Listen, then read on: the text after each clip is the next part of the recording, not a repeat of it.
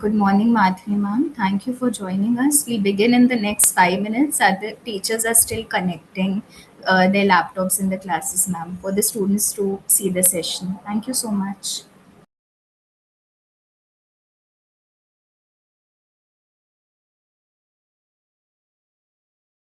Sure.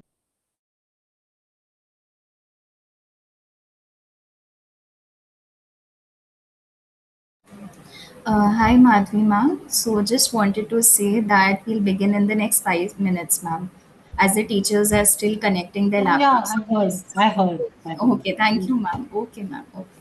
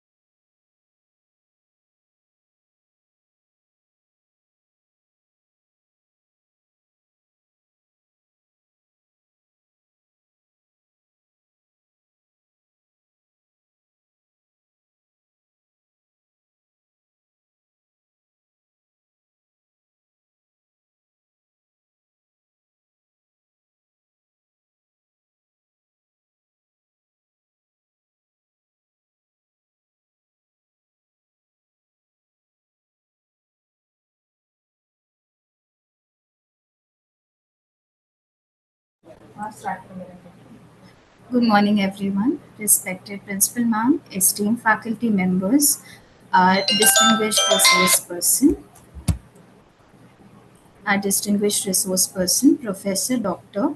Madhvi Dharankar Ma'am, members of the research committee, and my dear students, a very warm welcome to all of you. Welcome to day 7 of the Information Literacy Program organized by the Research Committee of St. Andrews College of Arts, Science and Commerce. Today's session focuses on qualitative analysis, an important approach in research that helps us understand people's experiences, opinions, behaviors, and emotions in depth. Unlike quantitative research, which focuses on numbers, qualitative analysis explores the meaning behind the data, enabling researchers to gain rich insights into real life situations. It is now my privilege to introduce our esteemed resource person, Professor Dr. Madhvi Dharankar ma'am. She is the professor and head of Department of Educational Technology and Swayam coordinator at SNDT Women's University. With over 2 decades of experience in higher education and distance learning, she is an accomplished researcher and academician, having guided more than 64 master's dissertations and several doctoral scholars. Her expertise spans educational technology, qualitative and mixed method research, distance education, digital learning, and she has authored numerous books, research papers, and e learning modules. Ma'am is also recipient of several prestigious awards, including the Most Admired Woman in Education sector in year 2022 and the INRES Academic Excellence Award in 2023. Beyond academics, ma'am is widely recognized for her inspiring work in sustainable quilting and environmental conservation. Ma'am, we are truly honored to have you with us today. On behalf of St. Andrew's College, I extend my warm, heartfelt welcome to you and invite you to guide us through today's enriching session on qualitative analysis. The stage is all yours, ma'am. Thank you.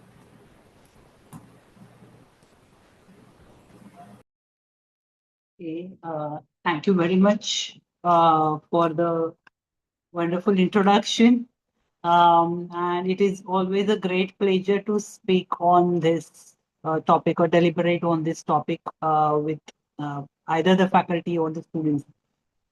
Uh, I really appreciate this initiative taken by St. Andrews College uh, so that the students are involved in research firstly, and furthermore where even faculty members who are into research every now and then, many a times those are also seen kind of get avoiding qualitative research.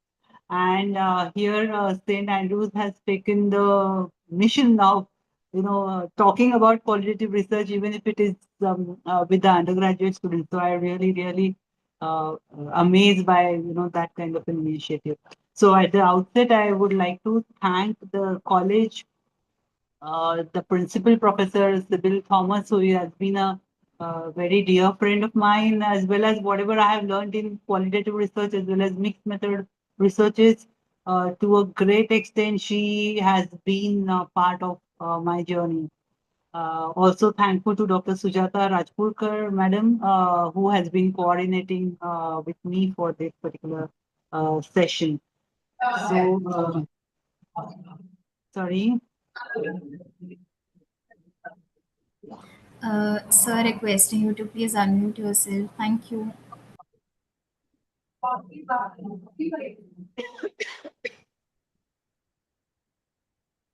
Just a minute. So I will just share my screen. Just give me a minute. My Teachers, requesting you to kindly unmute yourself, please. Thank you. Kindly mute yourself, please. Thank you.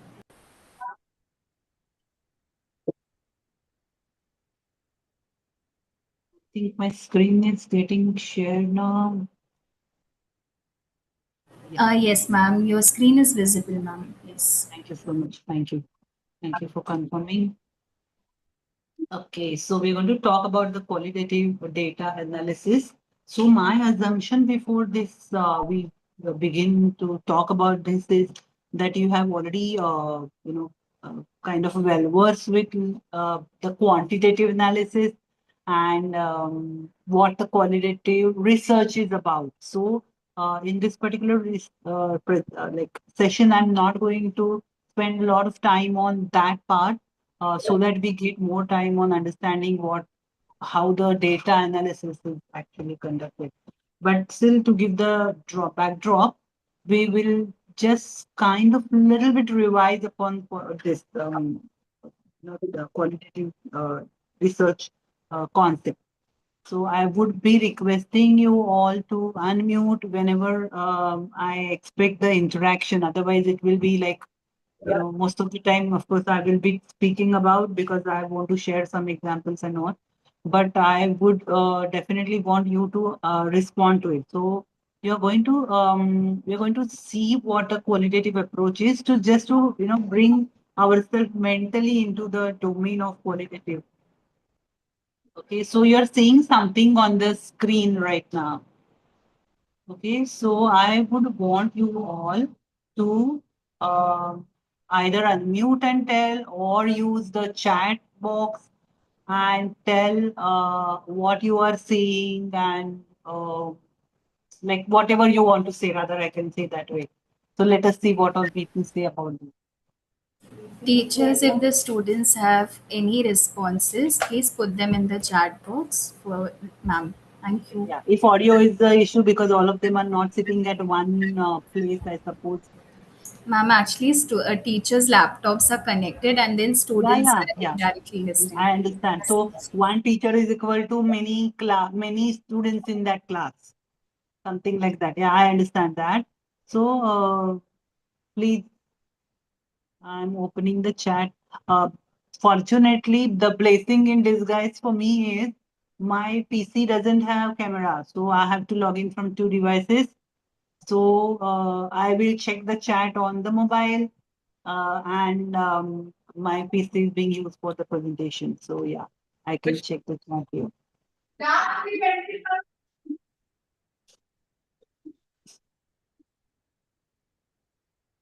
So please say whatever you want to comment on what you are seeing on the screen right now.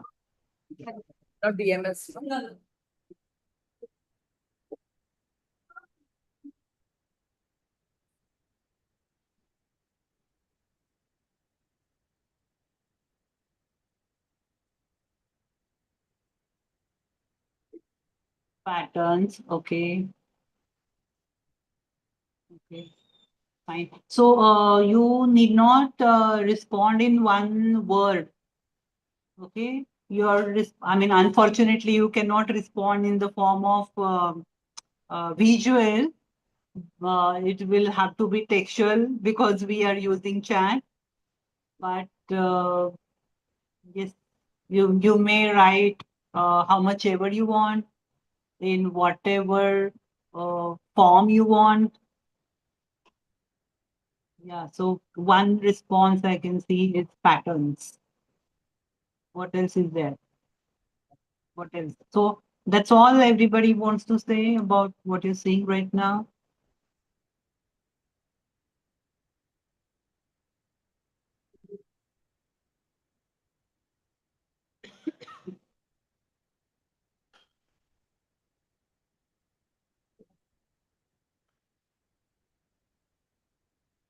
All of you are from side long, all of you, yes. That kind of work,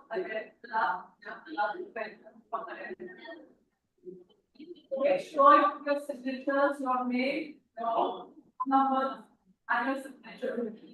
Okay, just to kind of give you some more cue, I would say that the word pattern, one wouldn't say it is not applicable or it is wrong, but does it is it applicable to everything what is seen on the screen, or is it talking about a part of it, or is there anything beyond patterns also?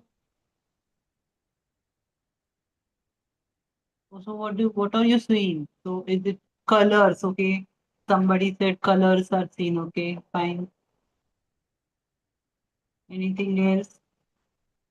Okay, I'll be switching on the camera. Yeah, so just make sure your best area and it's on camera for now.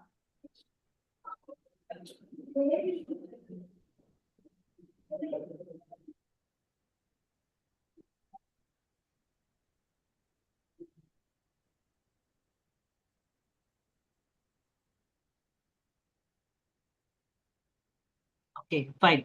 So we will just move ahead because I mean I was expecting more responses, but anyway, for whatever reasons, people are not responding.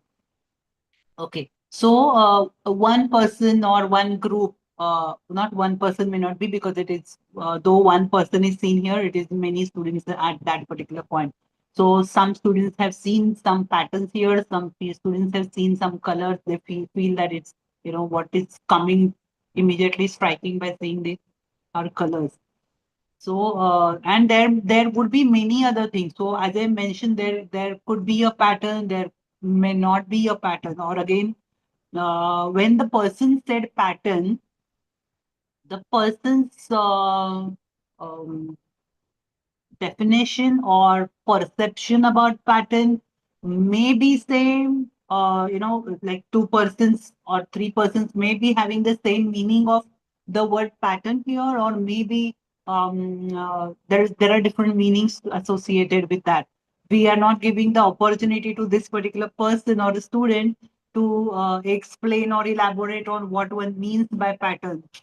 Then we would have got that, oh, yes, even I suppose I say that even I can see the pattern, but when that person will start speaking, maybe one's definition of pattern is different than how I'm looking at the word pattern. Okay, so yeah, so I will just go back to. I Okay, have so assigned at 5 um, p.m. As of now, the lecture is cancelled now. At 5 p.m. sorry, Martins ma'am, requesting you to please mute Lecture I have yourself. assigned. Thank you.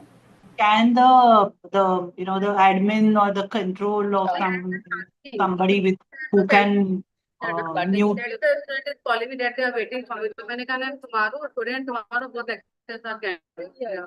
Cancel. But listen, speak to the coordinator. Speak to the class teacher. Done, ma'am. Yes. Okay, thank you so much. Thank you. So it is there are different perceptions of looking at something. Okay, now a person who is working with sustainability may say, for example, oh, are they bought fabrics or are they scraps? Okay, so something like that, or is it somebody who knows about what it is? What say, is it hand stitch or is it machine stitch? Or maybe for something that is it stitching or is it painting? Painting looking like stitching. Is it something like that? So there would be many ways of looking at it. So these are all something which cannot be captured in terms of numbers. If at all I have to talk about numbers, maybe one can say that there are four pieces. Each piece has this dimension. So so many length inches in length and so many inches in breadth and so on. Beyond maybe the list of colors in each of the pieces, and where it is hanging or something like. So maybe the technical part of it in terms of numbers, but beyond that, everything else is something qualitative. So I can see the just taking to make the take the session little faster. I'm narrating something about these. So this is the piece where one can see that there are some fabric pieces which are hanging out of that background piece. Okay, so this is the kind of and that you can see because this is there is a stitching line coming over, but something is hanging over. So that is something unique about this particular piece. This piece, especially when you look at from a far distance, this picture was taken from a far distance, but in order to give you a close-up look, I have taken a the close-up of that. So it is something. Its name is Silk Supernova. So it is something kind of the image which is something is blasting. Since it is made from silk, the name is Silk Supernova. This particular one is, I'm not going to the technical details of it, but it is giving a kind of feeling that this portion especially is something, three-dimensional, standing out, or it's not flat. One, it is difficult to imagine that this is the flat, or okay, this is flat, but in between, this is something which is kind of, a wave has come in between. So something like that. So like that, it would be one can go on, elaborating on and enjoying or commenting on it, and so on and so forth. So coming to the qualitative data, now I'm taking some example which is we are coming into without any visuals, I can say.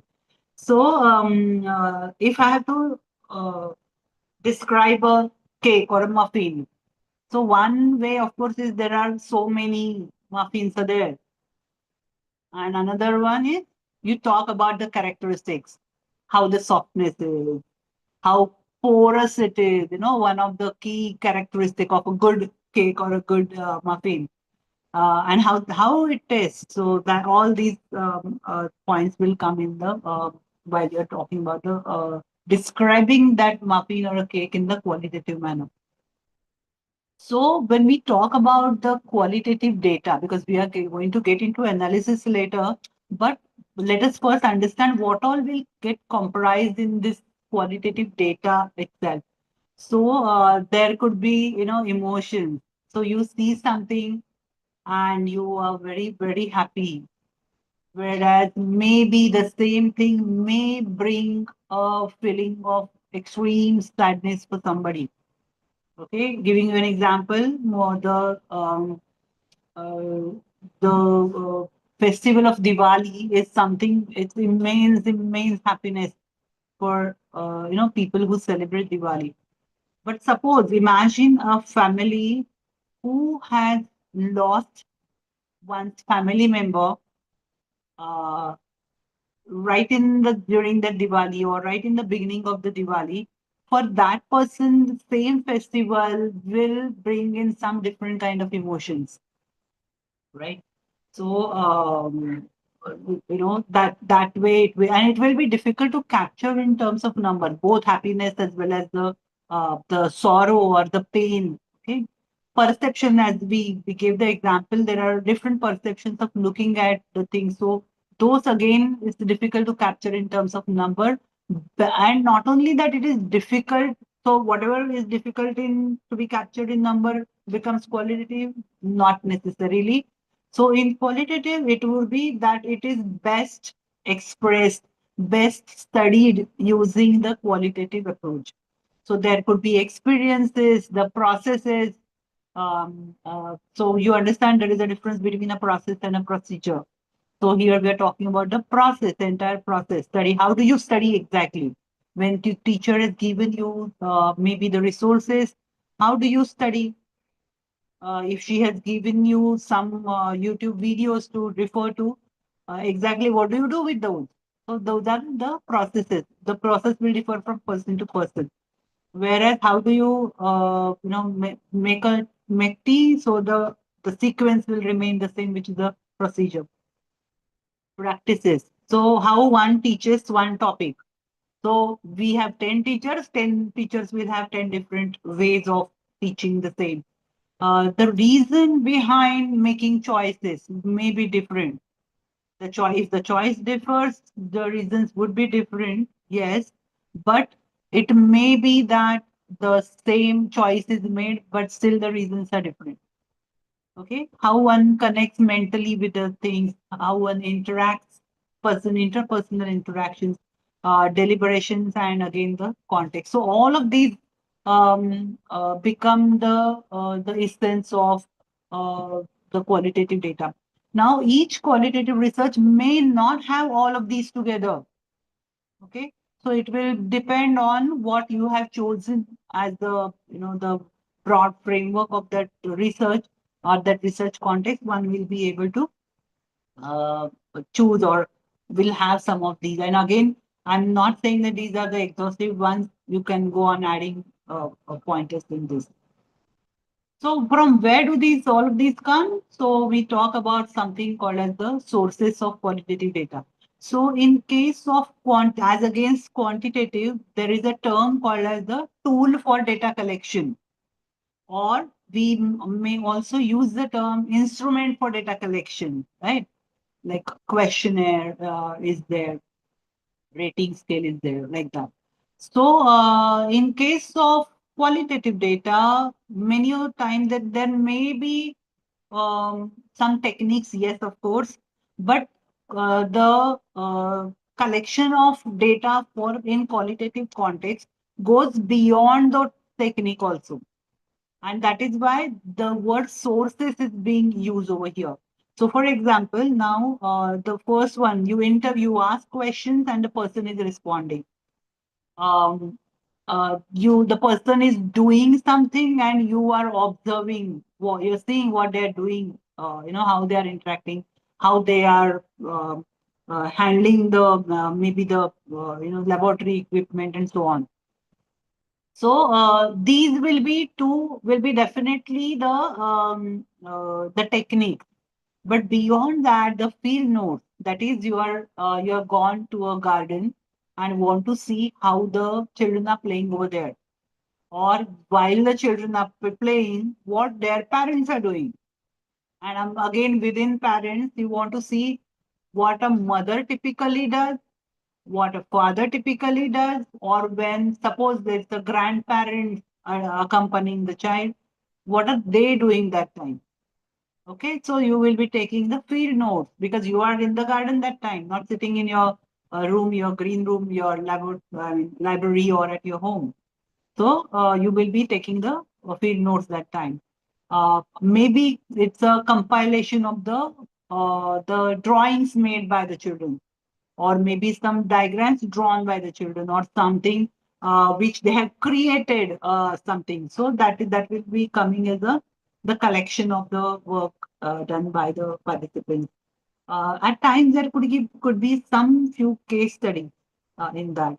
Could be at times some longitudinal. So longitudinal study, one studies for a longer duration of time, which may or may not be applicable in your case, because I suppose you begin with the research at the beginning of the that academic year, and the research ends at the end of the academic year. So, how far you get the scope for longitudinal studies, I doubt. Then there are some records maintained, so those also could become the sources for qualitative data. Different forms, again, like the sources generate various forms of qualitative data. So the first one could be in the textual form. And when we say text, it could be in the form of a diary, letters, documents, some narrations that appear. I many a time feel that even something like the WhatsApp chat, it can become a rich source of qualitative data. We may be knowing some people who they love to write a lot, tend to write a lot. Okay. So even if you see their WhatsApp post on the groups, those also will not be small ones. Little longer, or at times, if you take a printout of that one post, it could be going to half a page or a full page, something like that. So all of that would become the form of qualitative data. There could be some photographs deliberately taken, or incidentally available. There could be visuals. So we talked about the text, the photographs, then the visuals created especially by the participants. So those could be, now these are a few examples given here that could be concept map or some drawings made, infographics. It would be interesting to see how one is taking down the notes. So notes not only talk about the content, textual content of what is written, but how it is written. So some people have the habit of making visuals simultaneously while taking down the notes. So, or that whatever, suppose I'm listening to an expert session, so one would, uh, take down note, write in the visual form rather than creating it later. So even that put it, and that's why I have put it under the category of visuals. So beyond that, it could be video, audio recording, or artifact, the actual work done by the participants. Now let us see what are the different processes of the qualitative analysis. So the process, of course, is quite an intense with many steps. So firstly, the data is arranged properly. It is organized in the manner. For example, so from my experience, I'm telling this that suppose in the interview you are asking say roughly five broad questions. So you have conducted 7 persons interviews. So you firstly arrange the data, then maybe you organize the data. For example, there are two ways of organizing. One would be all the data gathered for one person. So maybe the data is gathered through interview, maybe some data is gathered through observation, or there may be some artifacts. So all of them person wise, you're putting everything together. So that is one way. Another way is, suppose there is a focus question in the interview or in the inquiry in general. So you are gathering everybody's data about that one point. Okay, so that is another way. So depending on how you want to process or how you find it logical to do it, you would be putting it together in that manner. After that, the codes are set for that data that is gathered. So codes are like we kind of find the commonality amongst what multiple people have been saying. Okay, so that we will also speak about this code part a bit in the further slides. Then you validate the data by showing it to the experts, and after that you analyze and conclude the find like your research. Now here I have deliberately added a few visuals. I'm not claiming that these are the best ones. Okay, this is we can let us say that these are examples. We are not labeling those as good, bad, ugly. Okay, so this is one sample you are seeing. This is from when I was doing my PhD data analysis, so which was mm, somewhere between 2012 13. So that academic year, I can say. So that is the time. So here is I had collected. So this was the question that using the discussion during practice teaching. So the context was there was a Facebook group, closed group was created, which was used as learning management system. So how whether they are using the discussion during the practice teaching. These are B.Ed students were my sample. So here you can see that there are they were given like their names were masked through coding. So there are two meanings of codes. Okay, now earlier when I used the word code is related to the commonality that has been found in the answers. And if I when I say that x or 01.6 is a so point 6 is because this is six question. X because it was the X group. And in the X group, this was person number one, student number one.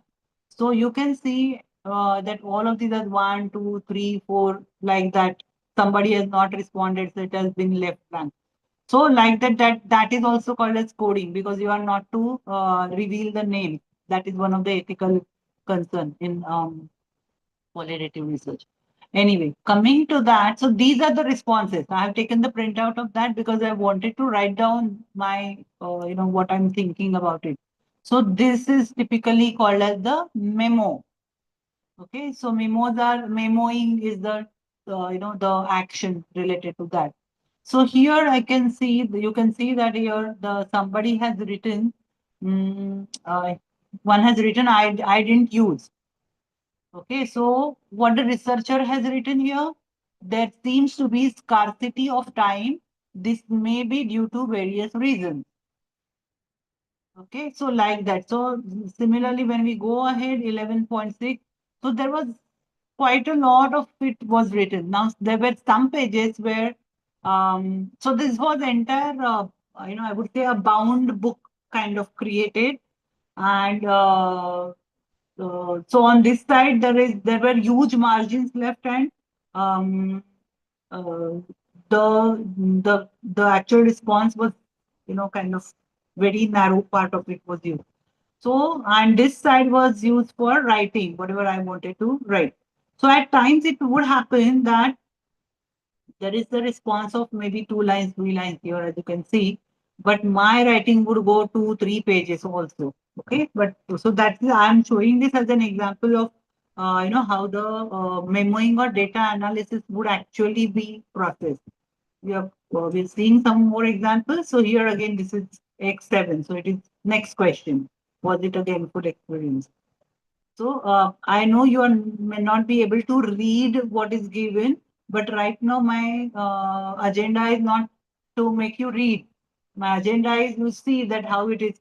Now, of course, writing was more comfortable for me back then, which is also true today.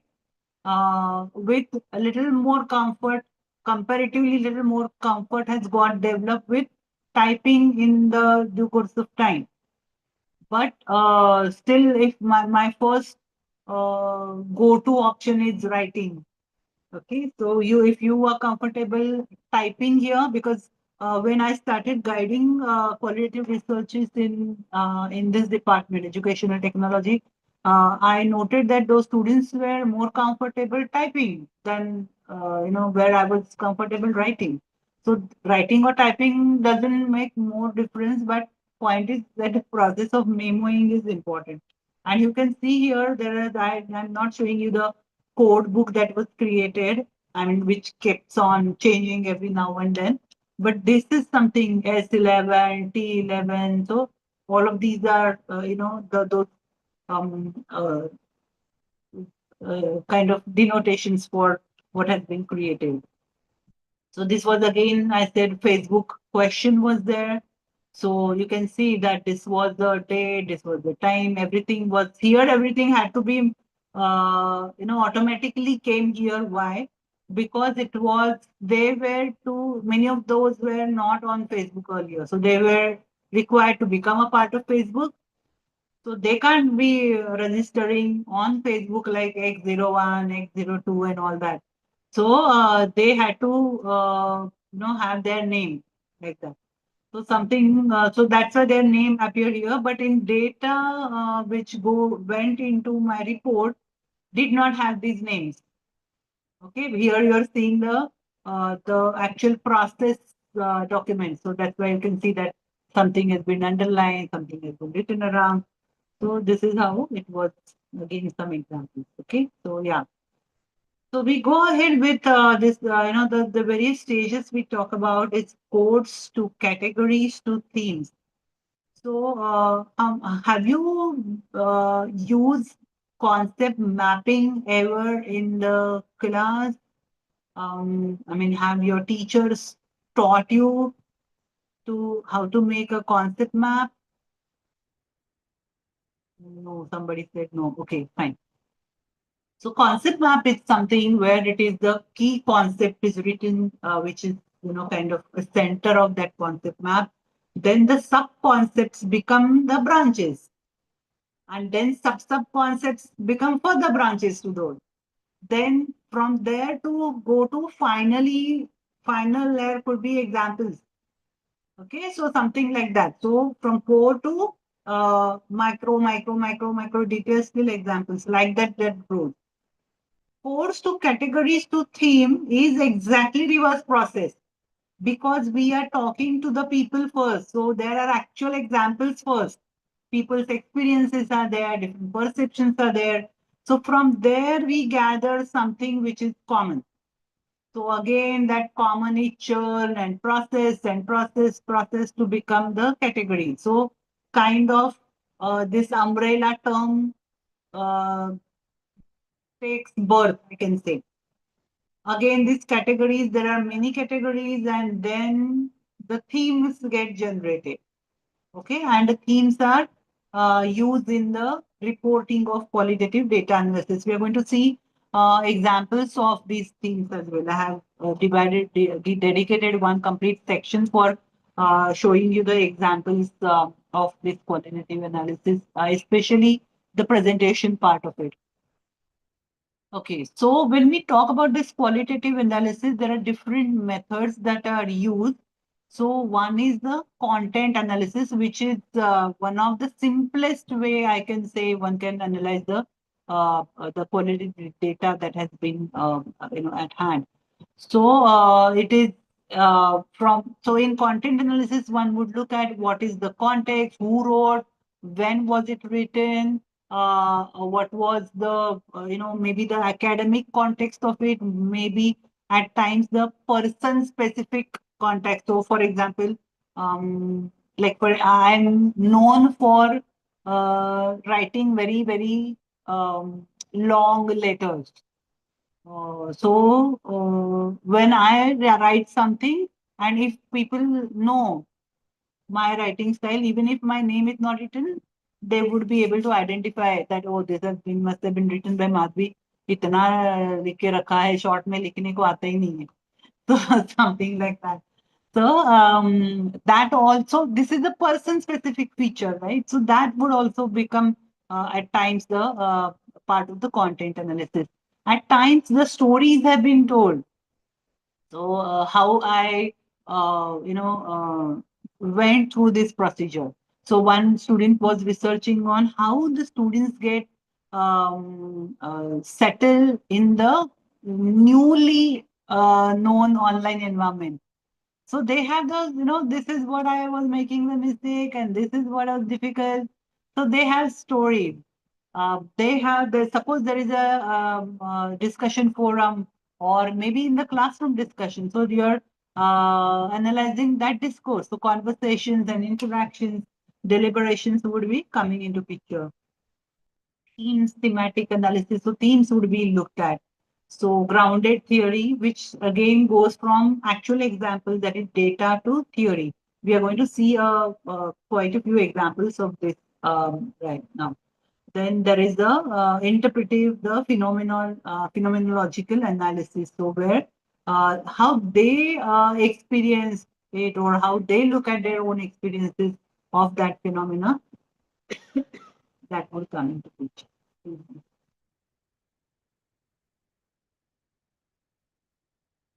How does one choose the method which is the best one? So the primary guiding light for it would be what are my objectives or research questions that I'm targeting at. That would guide to a great extent. Then whether it is going to be the text, then what is the use of words over there? How is it giving any talking about the person or talking about the social cultural context or anything? So that would be coming into picture. At times it could be, do I want to understand their personal experience? How was it? Okay, so that would be coming into picture. And then again, the influence of a particular culture would come into picture. So all of these will be there. So when we talk about the data, we have seen roughly. Now we are talking about it going at a micro level of that. So you sketch the idea, you take down notes. We have already taken down notes during the field visit. So summarize those. So you keep on working with the word. So it's not you met the data, interacted the data once, and you take the mean of it, and then you don't want to see that data again. Okay, so that is something that would happen in quantitative, but in qualitative, when we say working with words and visual means seeing it 50 times. Every time it would speak something different. Every time it would speak something new. So you keep on reading those responses, or maybe suppose it is an interview, then The transcript of the interview will tell you a new story every time. Something new point is coming every time. So, and that is why we say that in quantitative research, even if you do not analyze the data for 10 years, just leave it like that, the analysis part will not change. The findings, especially the reason behind getting those particular results would change, because for 10 years, the socio-cultural background, everything, person don't remain the same. So, uh, there will be a lot of changes in that. But in case of qualitative, even if it is your own data, even if it is you are the researcher, you analyzing it today, and you analyzing the same data maybe after 1 year or 2 years, would be you the findings may not remain the same, because you have changed as a person. You have got exposed to 10 more things in the meanwhile, so now you have got another angle to look at the data. So, that is this is very interesting, that it's not only changes from one person to another, but even within the person. So it is not only interperson, it is intra also. Okay, so that is something very, I would say, dynamic. And the kind of the figures I showed you, the memoing process. So those are something which, like, as I told, that it was somewhere between 12, 13 academic year. My degree was awarded in 2015.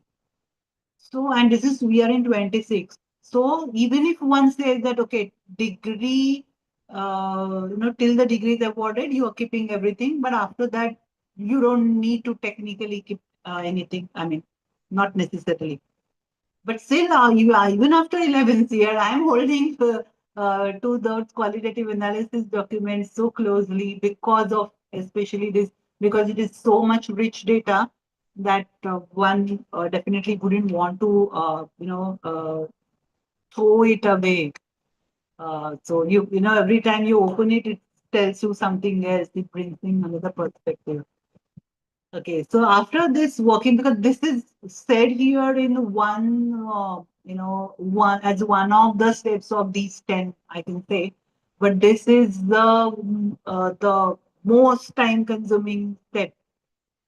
So visually, if I have to put it, I should have devoted the entire, one complete line for this one step. It is that huge. After that, it is, you identify the course, then you reduce, that is, compress, that is, maybe combine the course and, put them together.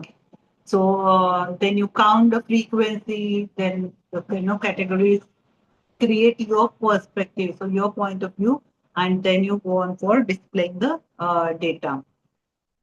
So how do you present this qualitative data? So there are different variety of ways of presenting this qualitative data. So the simplest form could be tabular form. And when I say tabular form, it not necessarily, or don't let us take it beyond only numbers. Okay, so American Psychological Association, they have the handbook of guiding how a research paper is to be written, or research report is to be written. So in that, they have mentioned, I was very happy to see that they have mentioned that if your tabular form has words, then in a typically, I don't know, if you're writing a report, then you write table number 1.1 or 3.4 or something like that. So, but when the table is heavily, it has the textual matter, then according to that APA guideline, it is not a table, but it becomes a figure, because they say it is a visual. Okay, and that is here when I say tabular form, it is that kind of the context, or that kind of perception to be looked at from when I say table. After that, there could be structured visuals. We are going to see again a few diagrams related to that. I will touch upon this at that particular time. Uh, there could be, so these are structured visuals where it is, I'm given the guideline. It has to be in that form. It is a visual, but I don't have the freedom to break it and go beyond that structure. Still, the some one of my student has broken that structure, and it's beautifully broken, I can say. So we will see that also.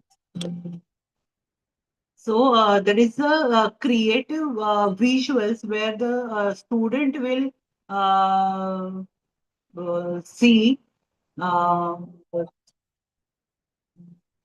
will look at the data and create their own concept maps, create their own visuals, create their own drawing, where there is no rule or no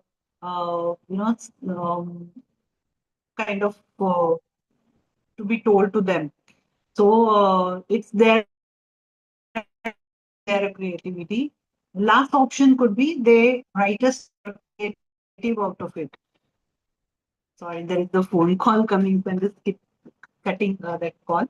So there could be a story or a narrative about that. So it will not be in the form of visual, but it will be in the form of descriptions. So there could be actual quotes that are given, there could be the narrations, there could be photographs of what they have done or how they have sat. One of our students had conducted the research on cooperative learning strategies. So where that is a strategy where multiple students sit in a group and they are given the task. They work together. So how they are sitting, how they are working. So she was doing this research for pre-primary students, so 3, 4, 5 year old kids. So how they were sitting when they were asked to sit together and work. So photographs would come into picture. And again, the researchers' comments, perceptions, linkages with maybe earlier theories or earlier efforts as well. So now we are going to see a few examples of these results. I'm not going to go into the detailed procedure.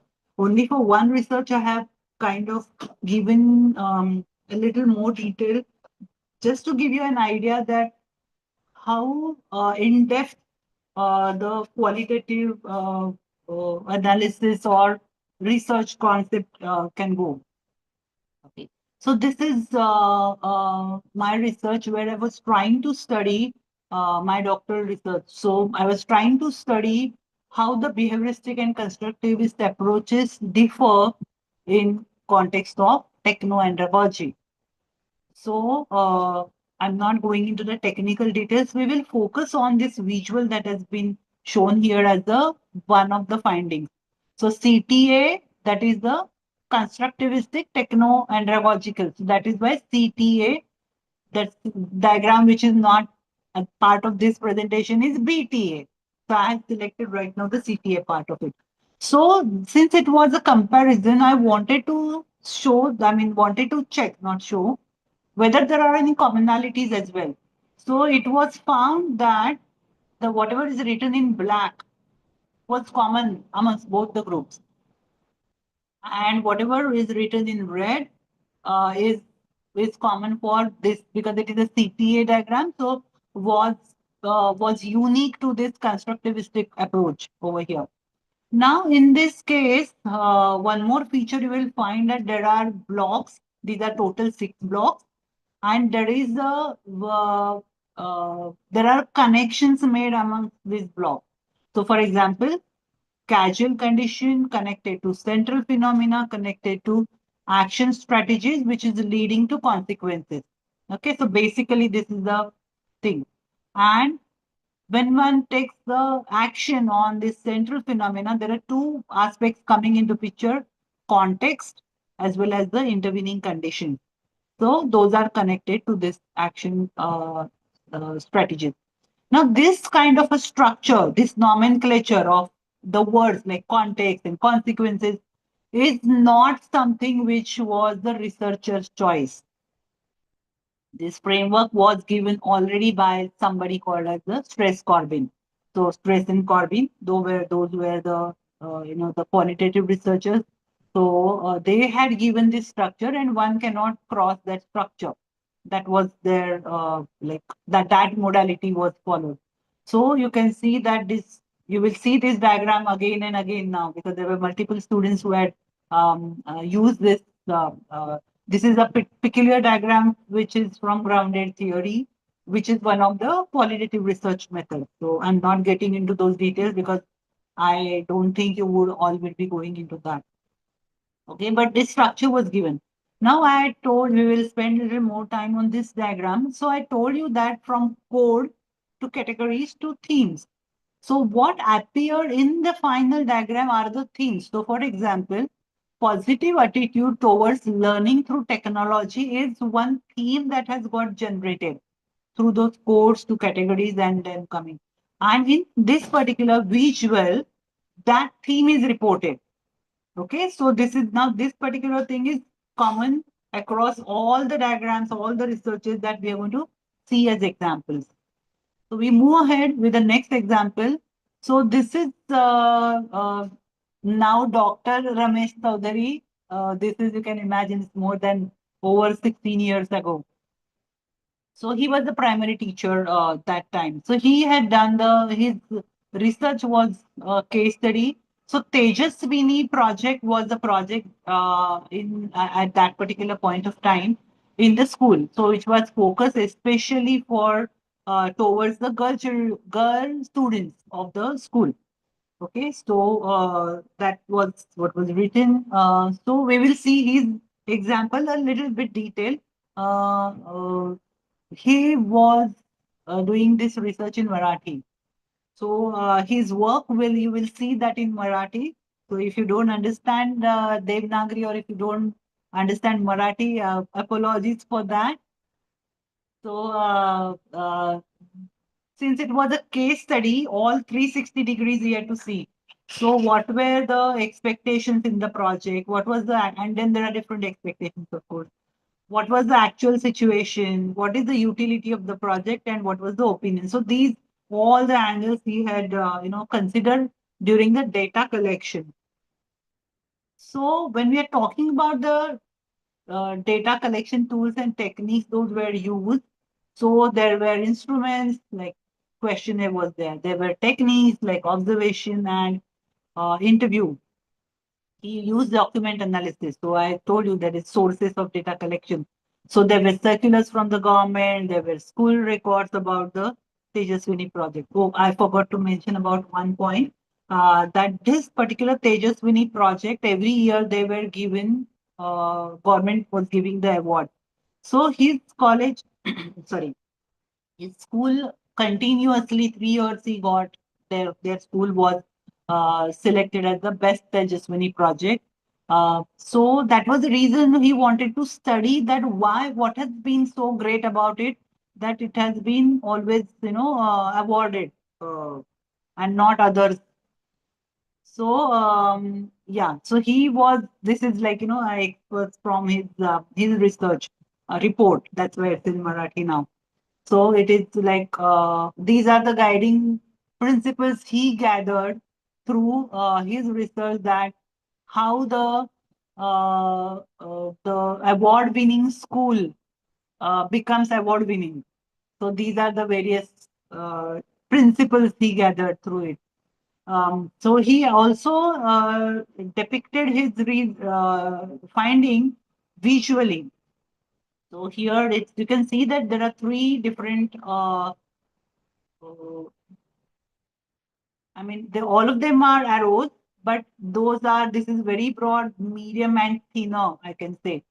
So that is depicted through the thinness, or the breadth depicts what level, to what extent it was followed compared to what was expected in the initial document, government document. So it was government document, and he compared two schools. So you can see here school number 1 and 2, because he wanted to see that how the things are different in two schools. That's why one was, of course, award winning one, and another one was not doing so well in that. So you can see that the thickness of the arrows remain same from government level to higher level, higher maybe education officer, etc. From there, it comes to when it comes to school level for it somewhere there is a thinning begins here. Okay, and from school to to actually the beneficiaries, Labharthi is the beneficiary. So so government expects that whatever they say, it should be going exactly same till the beneficiary. That doesn't happen even in case of even in case of the award-winning school. Even there, you can see there is some loss, and for the other school, of course, there is a lot of loss. So this is what was depicted. Okay.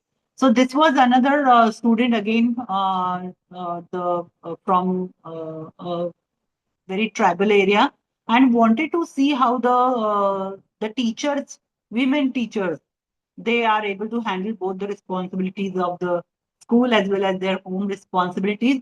So I'm directly jumping to the final figure. You are seeing this diagram in English because we collaboratively wrote a paper on his research. And since it was a national conference, we translated, converted everything in English. So anyway, point again is here since, so here again, this is a diagram which is same structure because it was grounded theory that was being used. I told you Strauss and Corbin. So same titles of the blocks, same connections of all the blocks. So there is no freedom to the researcher. So this is a structured visual, I can say.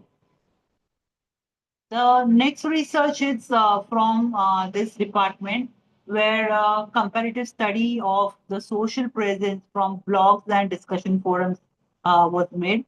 I have added the findings right here. So there was a WordPress and there was a discussion forum. So blog and the discussion forums were used, and this was the so it was a mixed method research. But right now we are looking at a qualitative part of it because that is our focus for the day. So in this case, this could have been written in the form of numbers, which of course her quantitative data also has revealed. So qualitatively, what she has done is she has categorized the responses. So that is the social presence. She has looked at it from these three angles: affective responses, cohesive responses, and interactive responses. So she has shown this in the diagrammatic pattern. Okay, so that if, and here you can see that she has compared one option of WordPress, for example, or blog across all the types of responses. So here you can say that it's affective and cohesive were same in, both the cases. Where both were same for WordPress. Whereas in case of the discussion forum, compared to WordPress, discussion forum had more of the cohesive and effective responses. So the discussion forum has, that helps more for the interactions. That's what this particular part gets linked to. And here is the interactive responses where it is actual, they're talking the actual content. So she found that these kind of responses are compared to affective and cohesive. These are more in both the cases. There was not much difference between the two, even quantitatively. So here is one example where the researcher has taken the freedom how to present the findings. So here is not structured, no structure given by anybody else. This is a there is a structure, of course, but which is the researcher created structure. Okay, so it is her freedom. Now we are coming to a very interesting example where the researcher, she has studied how the interactions, she has studied the interactions on the discussion forum from grounded theory perspective. So here you can see the earlier two also were grounded theory. This is also a grounded theory, but the way it is seen, it looks different. Okay, number one. So the blocks are same, context and casual conditions and all of that. Same blocks are there. The way they are connected is exactly the same as it was given by Strauss and Corbin. So the structure is not broken, but the structure is creatively used.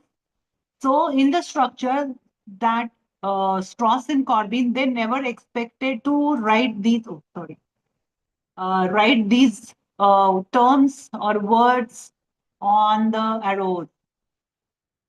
So, but here I am so, I was amazed to see and very extremely proud that this student could, and this is not my, like, not because of my guidance to her. This is entirely her own brain, I can say.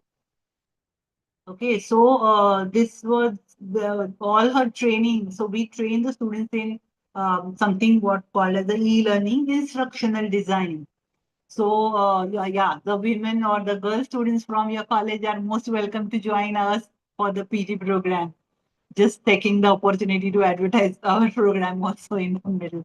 Anyway, so because of her training that has gone so deep, instructional design. So how do I make my, whatever I'm creating more reader friendly or reduce the cognitive load? So these words are actually it means even if it is not written, that arrow is already shown, but adding these words has made it's all the more simpler, and I'm really really proud of to talk about this particular research. So this is one way of looking at it. Now we are coming to the another research, which was the now coincidentally this particular research was exactly same as what I had done in my PhD. So even this particular student was comparing, two modalities and all that. So this is again an example of how the researcher grows. Okay, so I was a researcher there, here I was a guide, yes. But even in that case, how the researcher within me kept growing to the process. Now, here you can see that there were comparison of two. So there were, sorry for this blue, it should have been black. So all whatever is in black was common, and whatever was unique to one of the modes was has been shown in red, while unique to another has been shown in green. Now, sorry, I have missed out those keys over here, so that otherwise you would have got the accurately. So this is a learn. This was a learning for me that at that point kept troubling me when I'm comparing two and I'm creating two different diagrams. Even in the report, one has to turn the page and see the next diagram. And when I say comparison, I want to see everything at one go. So that has not happened. So when her research reached the point of putting the diagram, I said, why don't we add colors in that same figure? And because anyway, that black part is a repetition in both the diagrams. So that the single diagram talks about the comparison. So for example, here you can see that how the action strategies, which aspects of the action strategies differed for both the modality. So that has come very beautifully in this particular diagram.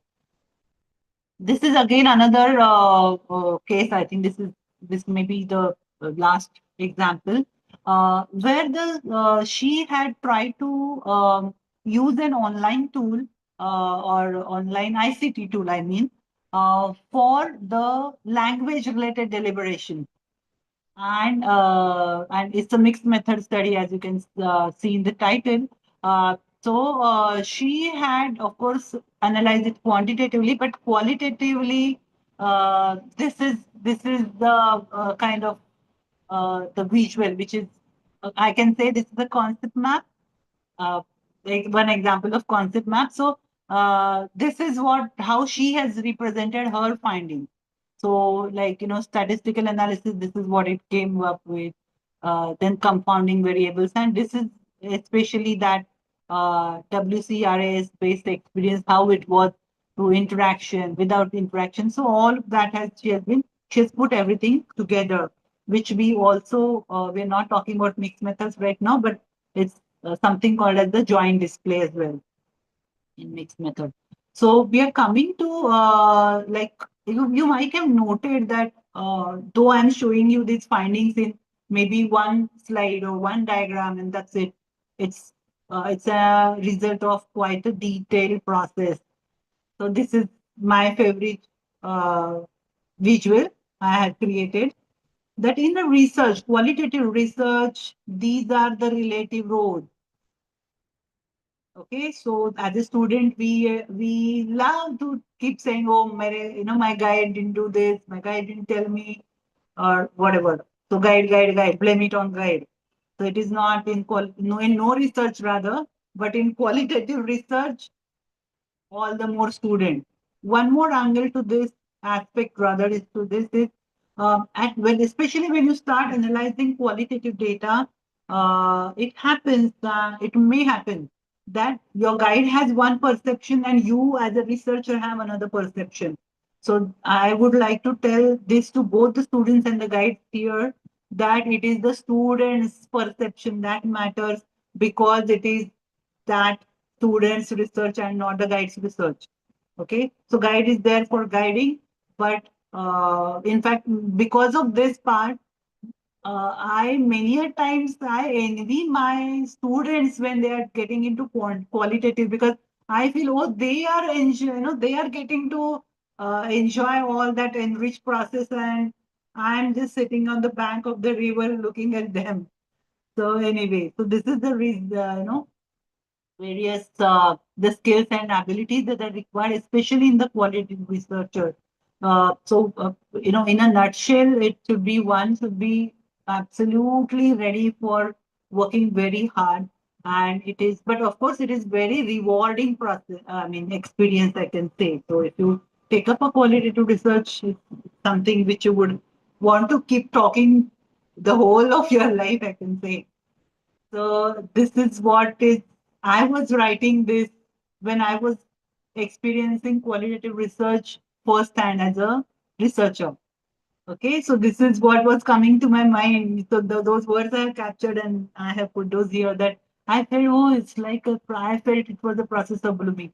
So unlike, the other part of this entire presentation, especially when we are talking of theory part of, so it was many books have been referred to and all, but this one is slide where entire content has come from, that what we recommend to maintain is the researcher's diary.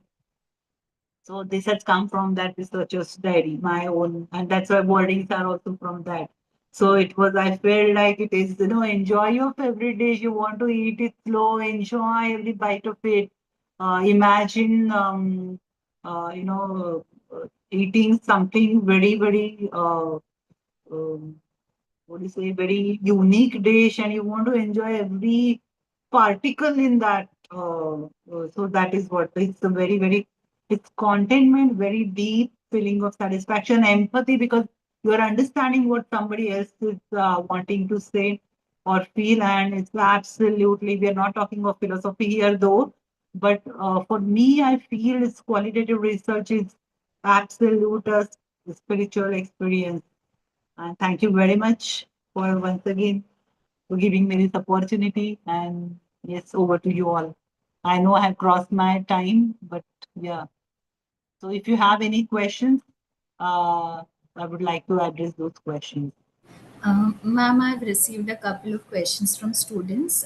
Is this a Do I good time need to, to yeah, address? before we go ahead, do I need to keep the PPT on for that? No, no, ma'am, not required, ma'am. Okay. Okay. Yeah, Yeah. ma'am. Yes, Can please I go ahead. start now? Yes, please go ahead. Okay, ma'am, I've received two questions. The first one is how many participants are usually enough for a qualitative study? Minimum one. Minimum One is one. sufficient because if it is a case study, like I gave you an example, he decided to go for two schools. But it could have been okay, completely okay, had it been only one school also.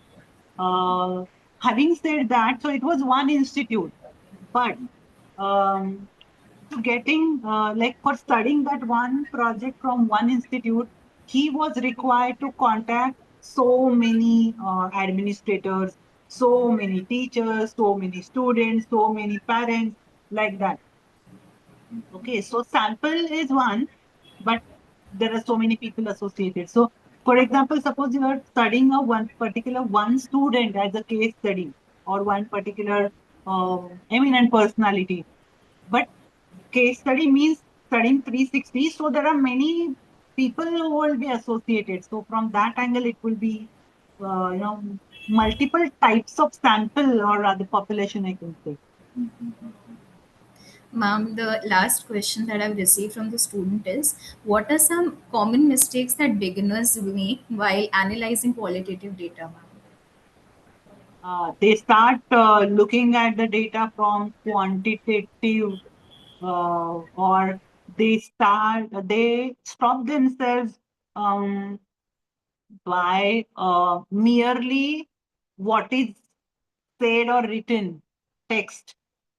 Okay, and they do not go what we call as typically read between the lines. Okay, for example, I'm doing observation. I saw that the teacher shouted at the student. So I write down. It was very ruthless. She was so, she was shouting. But am I bothering or am I taking efforts enough to understand, go and talk to this teacher that what made you on? Okay, so what something one will have to look at. So it just don't go by what is being as we say, don't judge the book by its cover. So Okay, ma'am. Thank you and so much. have a lot of time and yeah, please go ahead. No, no, ma'am. My apologies for interrupting you, ma'am. Please go ahead, ma'am. No, that's okay. I was saying that maybe we kind of underestimate the time required for analysis. It's not quick. It takes a lot of time. So you should have budget your lot of time for quantitative analysis. That's the third mistake I would say as a beginner. Yeah. Thank you so much, ma'am, for such an insightful and enriching session. Now, I would request my student, Ms. Azalia De Silva, to please propose the official vote of thanks. Good afternoon, everyone. As we come to the end of today's session, it is my privilege to propose the vote of thanks. On behalf of St. Andrews College, I would like to extend my heartfelt gratitude to our esteemed resource person, Dr. Madhvi Dharankar, for conducting such an insightful session on qualitative analysis as part of our 7-day information literacy program. Madhvi ma'am, thank you for helping us understand the significance of qualitative analysis in research. Your explanation of how to interpret experiences, perspectives, and patterns in qualitative data has given us valuable insight and a deeper appreciation of this important research approach. I would also like to express my sincere gratitude to our management for their constant support and our principal ma'am for encouraging initiatives that strengthen our research knowledge and academic skills. A special word of thanks to the organizing team for their dedicated efforts in ensuring the smooth conduct of today's session. Finally, I would like to thank all the faculty members and students for their enthusiastic participation and active involvement. Once again, thank you, Madhvi ma'am, for your valuable time and guidance. Thank you, everyone, and have a wonderful day.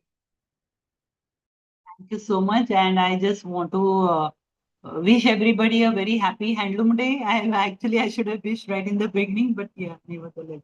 Thank you so much. Bye. Bye, ma'am. Thank you so Is it much. okay if I log out now?